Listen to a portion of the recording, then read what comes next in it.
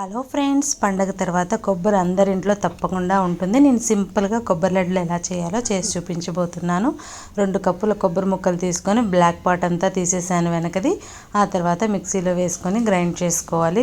Same కప్పుతో 1 cup బెల్లం తీసుకున్నానండి. ఆ తర్వాత ప్యాన్ తీసుకొని 2 స్పూన్ల నెయ్యి వేసుకొని గ్రైండ్ చేసుకున్న కొబ్బరి మొత్తం ఇందులో వేసుకోవాలి. వేసుకొని ఒక హాఫ్ మినిట్ వరకు ఈ విధంగా నెయ్యి కలిసే వరకు తిప్పుకొని అందులోనే బెల్లం వేసేసుకోవాలి. చక్కగా మిక్స్ చేసుకొని లిడ్ పెట్టాలండి. ఒక 2-3 నిమిషాలు లిడ్ పెట్టిన తర్వాత ఒకసారి తిప్పుకుందాము. అడగంటకుండా జాగ్రత్తగా తిప్పుకుంటూ ఉండాలి. ఆ తర్వాత మరొకసారి లిడ్ పెట్టి ఇంకొక 2-3 నిమిషాల వరకు మగ్గబెట్టామంటే కొబ్బరి మొత్తం బెల్లంతో ఉడుకుతుంది. చాలా టేస్టీగా ఉంటుందండి. ఇప్పుడు ఫ్లేమ్ ఆఫ్ చేసేద్దాము. ఆఫ్ చేసి ఇది మొత్తం ఒక బౌల్లోకి ట్రాన్స్ఫర్ చేసుకొని గోరువెచ్చగా అయిన తర్వాత మీకు కావాల్సిన సైజులో లడ్డూలు చుట్టుకోవాలి.